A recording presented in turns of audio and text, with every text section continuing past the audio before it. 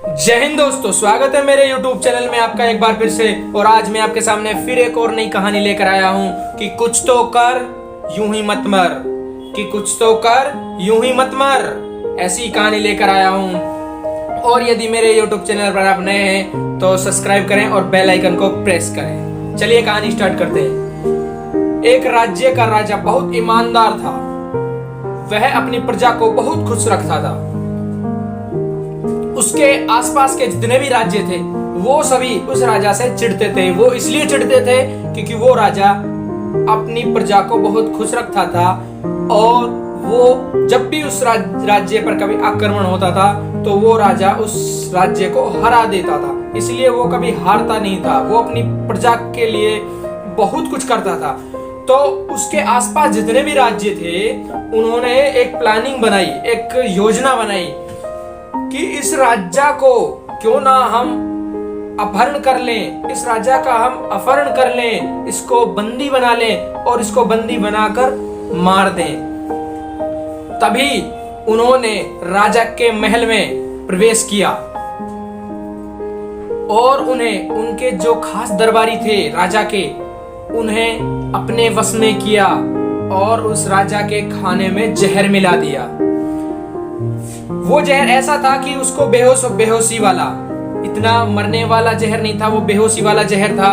तो उसको जहर वो दे देते हैं तो वो राजा बेहोश हो जाता है और उसे उठाकर राज्य से बाहर कहीं जंगल में ले जाते हैं और उस जंगल में एक पहाड़ में एक गुफा होती है, उस गुफा के अंदर ले जाते हैं। तब वो बेहोश पड़ा होता है तो वहां सभी राजा इकट्ठा होते हैं। आसपास के जितने भी राज्य के राजा थे वो सभी इकट्ठा होकर सोचते हैं कि क्या करें, इसको क्या ना करें। कोई कहता है ऐसे कर दो, कोई कहता है ऐसे कर दो। तो सभी राजाओं की सलाह से उन्होंने सोचा कि ये गुफा है और इस पे बड़ा सा पत्थर लगा दो, आगे इसको बंद कर दो और इसमें ये भूखा प्यासा मर जाएगा।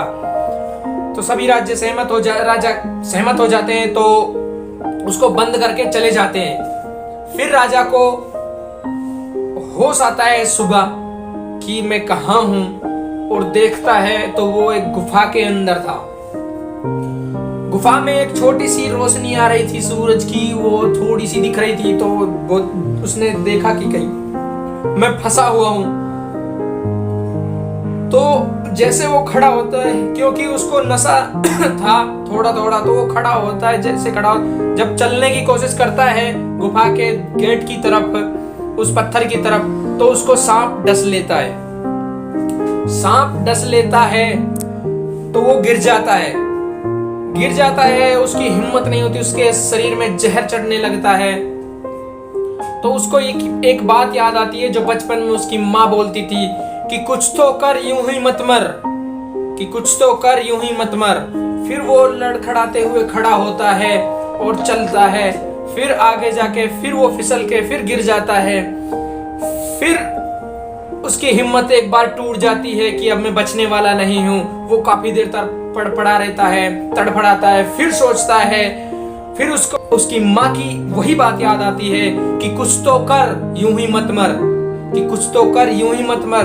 फिर वो खड़ा होता है, फिर चलता है। फिर उसको वो सांप ने खाया हुआ वो पैर उसको तकलीफ दे रहा था। फिर उसने अपनी कटार निकाली और उस हिस्से को काट दिया जहां से सांप ने काटा था। तो वहां से खून बहने लगा। फिर वो चला, फिर वो गिर गया। फिर उसको अपनी माँ की याद आती है कि कुछ तो कर यूं ही मत मर, कि कुछ तो कर यूं ही मत मर। फिर वो खड़ा होता है और अपने पैर को बांधता है और फिर चलता रहता है और वो पूरी ताकत से उस पत्थर को धक्का मारता है और वो गुफा ऊंचाई पे होने के कारण वो पत्थर धकेलने से टहल जाता है और गुफा खुल जाती है। और ऐसे वो उस गुफा से बचकर बाहर आ जाता है और अपने राज्य में आकर सब बताता है, ये होता है ऐसे। तब वो पूरी प्लानिंग करते हैं। तो वो राजा बोलता है कि यदि मेरी माँ की वो बात मुझे याद नहीं आती तो शायद मैं आज जिंदा नहीं होता। कि मेरी माँ ने बोला था कि कुछ तो कर यूं ही मत मर। इस जिंदगी का सच्चा रहस्य यह है कि हमें ये जीवन मिला है तो इस जीवन में हमें कुछ ना कुछ तो करना है, यूं ही क्यों मरे।